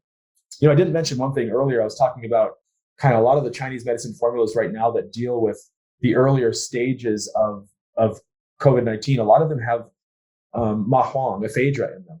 Of course, we can't get ephedra in this country now, so it's not not part of our repertoire. But it's such a beautiful herb that really vents and opens, and it relieves asthma and calms spasms in the bronchi and stuff. It's really powerful medicine. So too bad we don't have it anymore because traditionally it's been really effective in this type of condition. Here's some ideas, like when I talk about the deeper layers, these are some of the Western botanicals that are really effective, for clearing heat and toxins. Rhabdosia rubescens, honeysuckle, we've talked about a bunch that can be used at multiple levels because it vents from the deep layers up out. Indigo, isatis, Scutellaria bicalensis, clear, heat, and dry damp. Very nice cold bitter herb to get rid of some of that deeper layer stuff. And then you've got, lymphagogues and antimicrobials that can be used at any stage. Again, Baptisia tinctoria, right? Or the vital power, where you have like this toxemia, vital power is kind of overwhelmed. You get the low-grade fever. Maybe they've got a dark tongue. It's really good for the sore throat and sore mouth, the lymph system congestion. Capillaries are congested. It's a good one there. Baptisia is really good with that. Poke, Phytolacca, another big, lymphagogue to get the lymph system moving and draining and, get that immunological function working to clear out the stuck energy. And then Thuja, cedar, another one, great antiviral. So just to say a little bit about one of these herbs, the Scutellaria bicalensis, it's one of my all-time favorites. Clears heat and drains dampness, great for high fevers with irritability. When people have thirst, they've got that cough with sputum. And again, it's got lots of these modern antimicrobial, antipyretic, and anti-inflammatory actions. So the fifth part of this approach is to rescue the deficient patient. And the first thing to do is identify deficiency, right? And this is someone who has a long course of sickness. They've got lingering symptoms. They might have a low-grade fever. They might have fatigue. And fatigue is probably the biggest one. And when we get to the point where we get into the long haulers, fatigue is the number one symptom. And so when you're thinking about botanicals at this point, you can't keep clearing at this point. You can't keep clearing heat. You can't be resolving dampness only. You need to be tonifying and rebuilding this person in order for them to get through this. This is often the case too with people that have taken long courses of antibiotics, long courses of treatments. A lot of times they don't get well until you build them up. And then the treatments that they got from the biomedical side of things work a lot better. So astragalus, atractylodes, cordyceps, ginseng, angelica, schizandra, and a whole group of adaptogens, those chief herbs.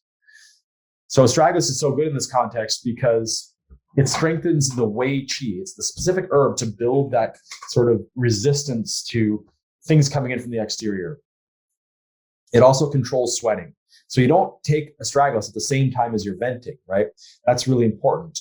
It's all about the stage in the disease process. And so when you're preventing, you're using astragalus. When you're rescuing, you're using astragalus. In the middle, you're not, unless the person's really weak and they need some support.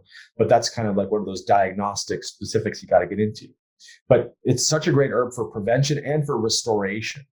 Tonifying the spleen and the lung, right? Perfect. It raises the yang, lifts that functional quality of the body, strengthens the exterior to resist things coming in, can promote tissue regeneration, resolve edema. It's pretty mild in that regard.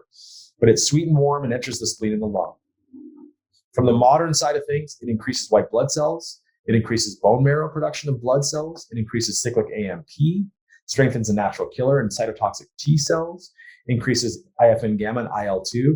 Remember, I talked about how important interferon is in that innate connection with the adaptive immune response. That's part of why astragalus is such a good preventive. And for the prevention of colds and flus and the prevention of respiratory illness, it is a chief herb. I just want to mention also Atractylodes macrocephala. Love this plant. Another one, very aromatic. It tonifies the spleen and dries up dampness.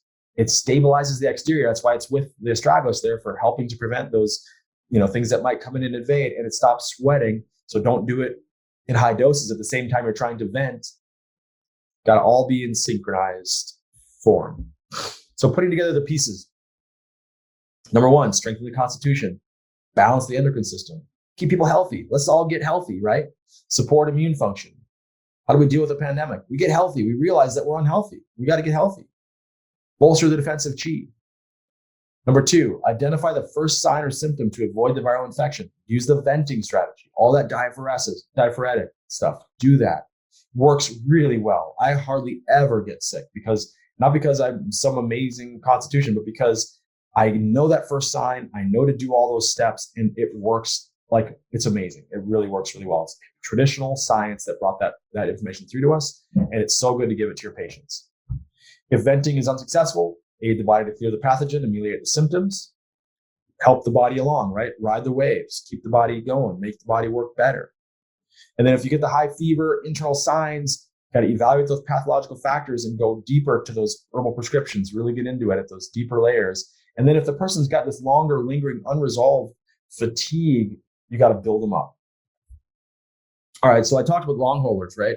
And the long haulers thing was really hard at first because people weren't really buying it. They would think it was a real thing. I've had several cases. I've got two that are long-term with me right now And it's been really promising to show that OHSU here, Oregon Health Sciences University, has a specialized program to treat long haulers now. And so the Mayo Clinic has the COVID-19 activity rehabilitation program for long haulers as well. And what happens is people get the condition. And what's remarkable is that 75% of the people that have been evaluated with prolonged COVID symptoms, they didn't have severe COVID. They weren't hospitalized. Most of them just had mild symptoms early on. It's interesting, right? But they had a lingering effect. They didn't mount the full immune response to get rid of the virus, and it's lingering. And there's this lingering neurological, endocrine, cardiovascular issue that's lingering. And you see this sort of adrenal fatigue picture, right? Where the stress adaptation system didn't manage itself well, wasn't able to overcome the issue, and you've got unusual fatigue in a person. I'll tell you, both the cases I'm thinking of right now, they hit the virus in a stressed state where they were already at the kind of the edge. They were walking the tightrope, juggling, and then the wind came up, and they were like, ah. And they ended up with this really strong fatigue, just like hard to get out of it. Just can't, lost a lot of your functionality in your life. Brain fog and difficulty thinking, post-viral fatigue syndrome, right? That before we had the adrenal fatigue idea, we called it post-viral fatigue syndrome. And remember Epstein-Barr virus and how connected it is to adrenal fatigue. Respiratory issues that linger, right? Like the lingering cough that kind of comes and goes. That's part of those COVID long haulers. Headaches, neurological effects, cardiovascular effects. I have one patient who has all kinds of tachycardic episodes. We've got it really nicely, handled, but it's taken months of really just diligently staying with it and just slowly increasing outdoor activity, slowly increasing exercise, and lots of herbs and lots of lifestyle changes to get through it. But we finally got it to where the tachycardia is calmed down, to where her nervous system is calmed down, to where her muscle aches and things are calmed down. And remember, a lot of the times people have other issues, like autoimmune disease, for example, can be a big complicating factor in all of this. Here's an example of a protocol I used for one of the long haulers. I built them a constitution-based formula that was very supportive. And a lot of times you got to deal with the lungs. You need to nourish them and support them if they've got lung symptoms. A lot of times it's kind of deficient fluids and yin, and you need to kind of nourish them and moisten them. The liver in motion, kind of helping to flow that energy. An adaptogenic tonic that just starts to support that stress response. I used whole adrenal in her for a short period of time to just give her that break that she needed. Iron, whole food zinc, vitamin D, nitric oxide support. I've seen a lot of patients get things like COVID toes and COVID fingers where there's an issue on nitric oxide support. I've even seen recent data showing that there can be damage to the vascular network in the penis, where there can be erectile dysfunction in some patients who have had issues with COVID. And nitric oxide support from Pure is a citrulline and arginine product. And it's really just citrulline and arginine that you take together to enhance nitric oxide and improve blood flow to the microcapillaries and improve the healing there and reduce those symptoms. Quercetin for mast cell reactivity. A lot of times these COVID long haulers get into that super sensitive state. When people get really weak, they destabilize. And when destabilization happens, you're sensitive to everything. And then broths, really important. So I wanted to go through some just ways that we can kind of enhance generally how our ability to resist sickness and disease in general. But these are some of my favorite immune enhancing botanicals, right? Astragalus, Ganoderma, and Echinacea.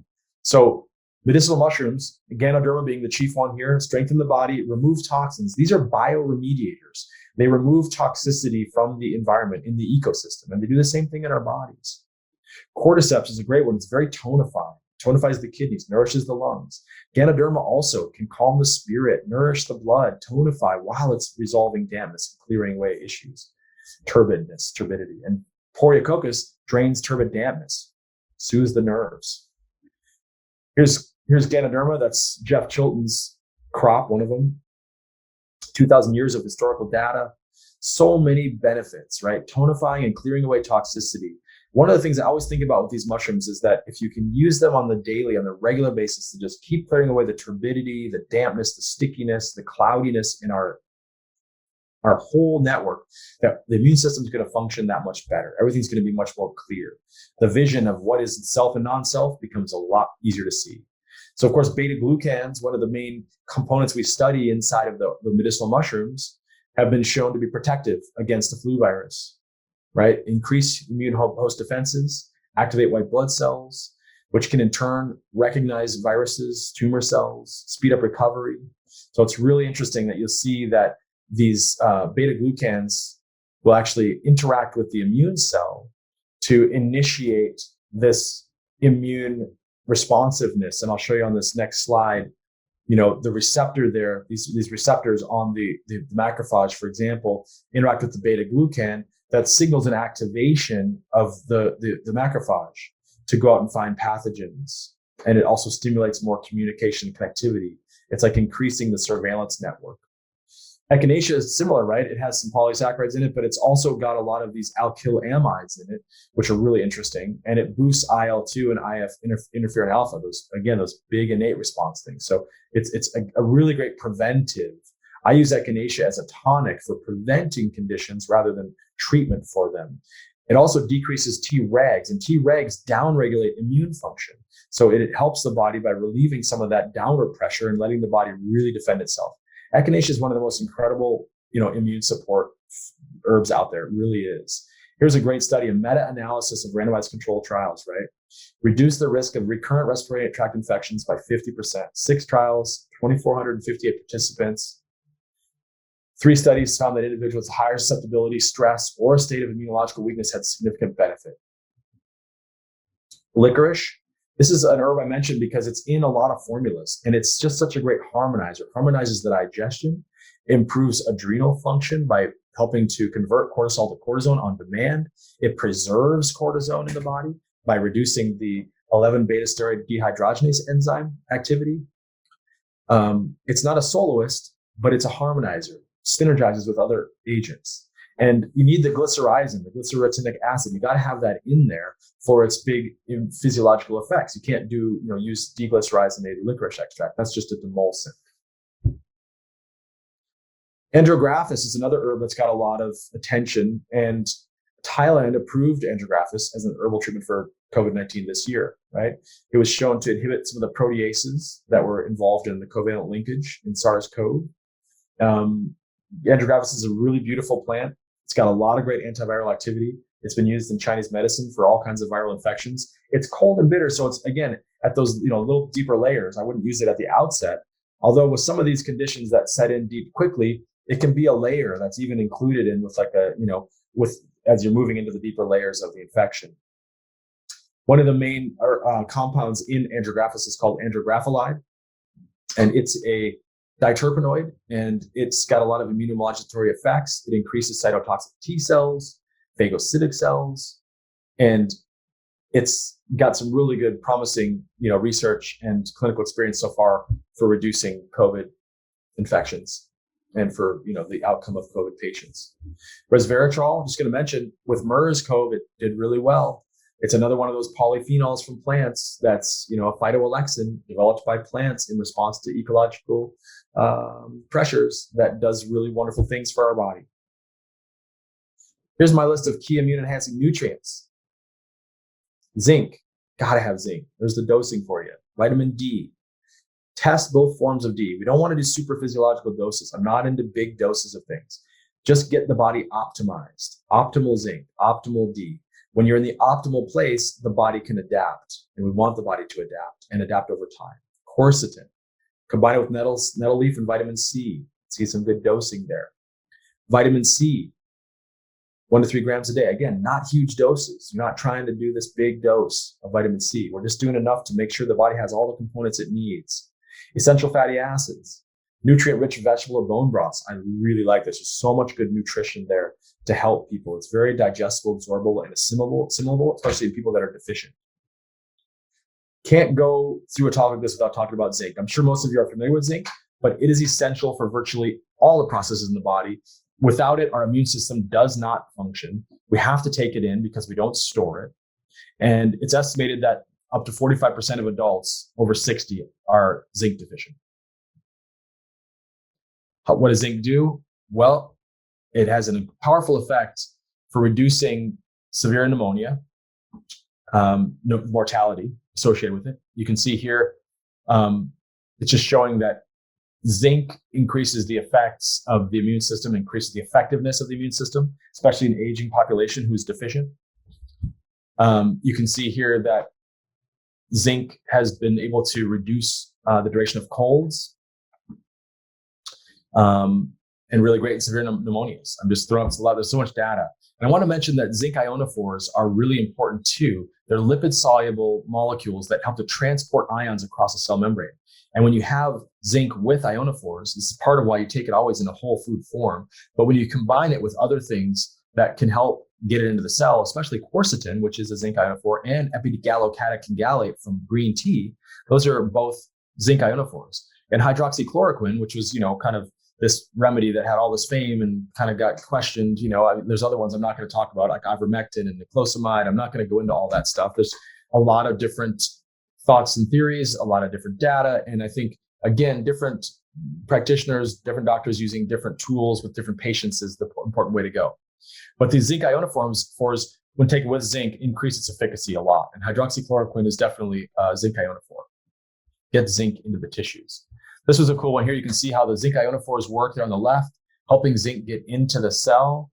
And you can see that zinc's functions blocks the furin, which is an important part of the invasion of the SARS virus getting into the cell at the ACE2 receptor. And then zinc also blocks these really key enzymes that are part of the replication process.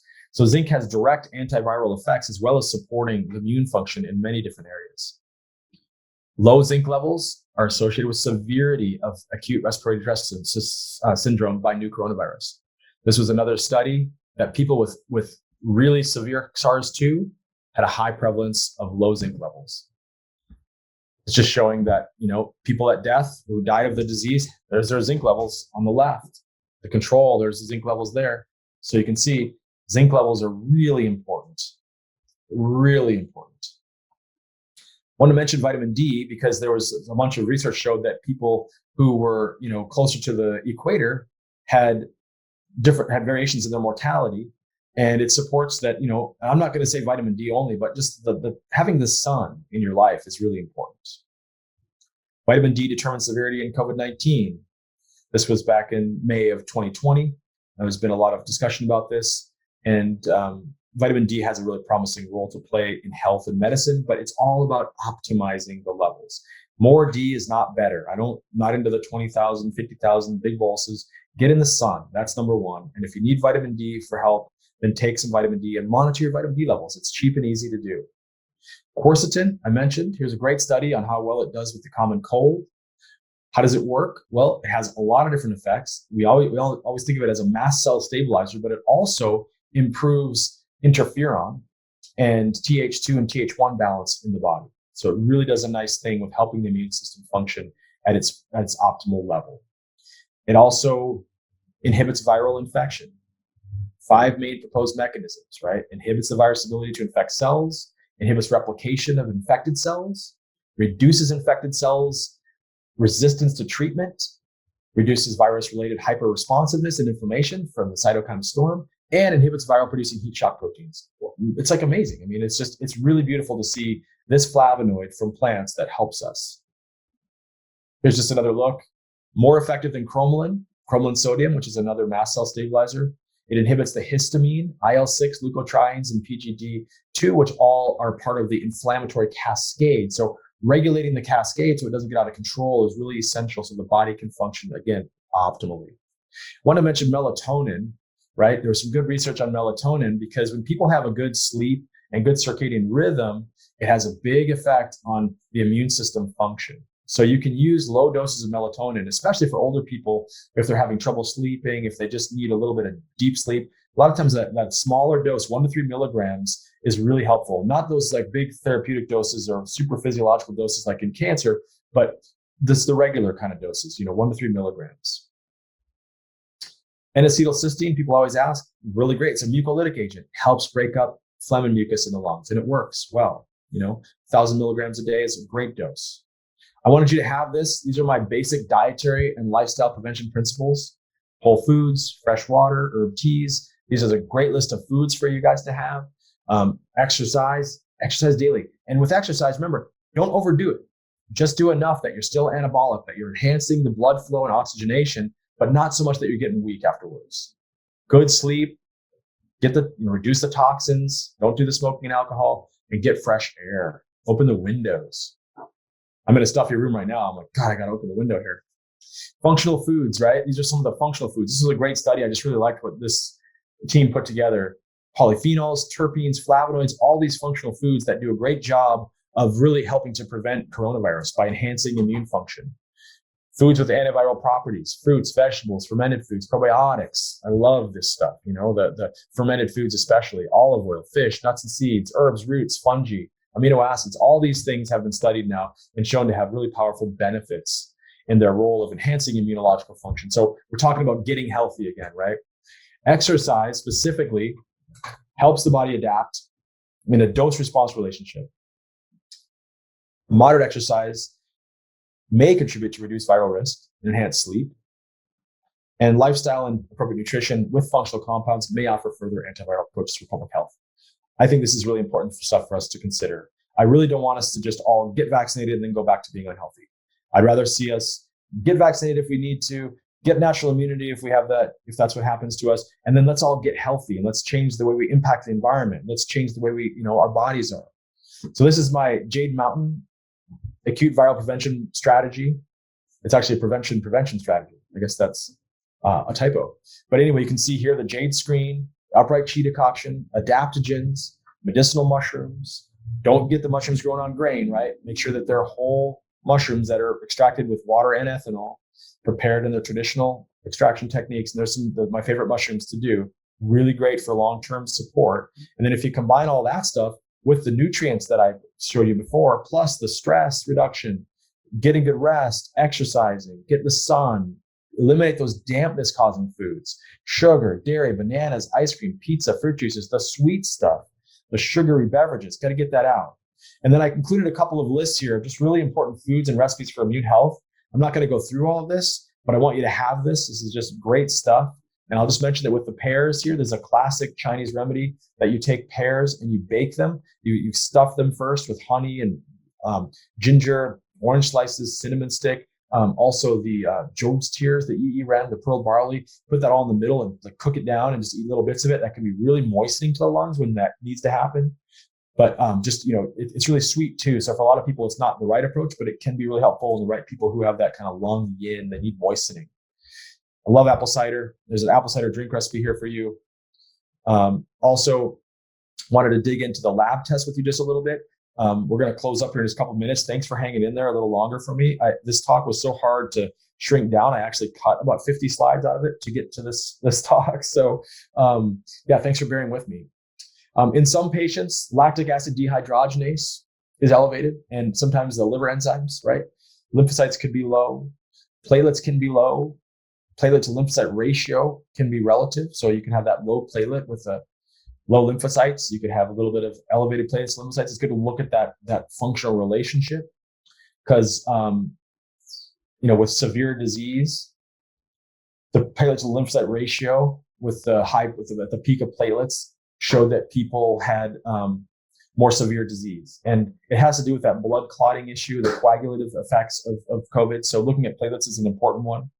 C-reactive protein in advanced COVID, of course, inflammation, right? And we have elevated CRP and lactic acid dehydrogenase, meaning there's a lot of lactic acid. You really want to help them by soaking up that lactic acid, getting that tuned down, looking at it. You can monitor their disease progress with these two.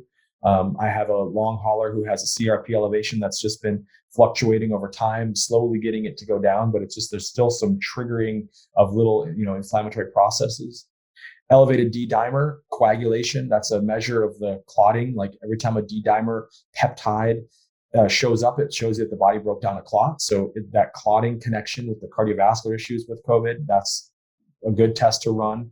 And then the zinc deficiency and the loss of taste, that's a big one. I didn't mention that, but even though some people will have that taste loss long after they had the condition, zinc, keep giving them zinc and keep watching their zinc levels for sure. And I didn't mention earlier, but measure zinc in the serum, which is a good test, but also you can do zinc taste challenge.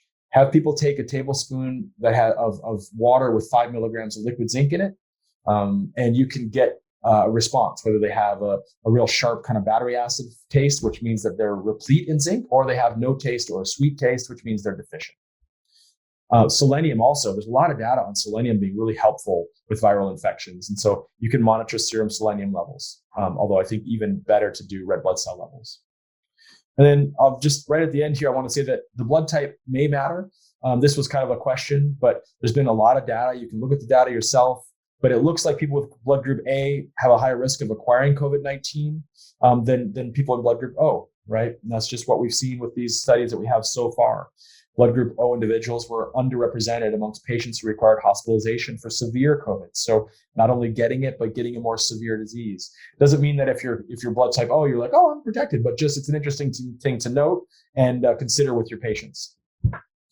My last point is that we got to laugh, guys. Laughter for immune system health. Look at these studies, right? This is 2018, 2020, 2019.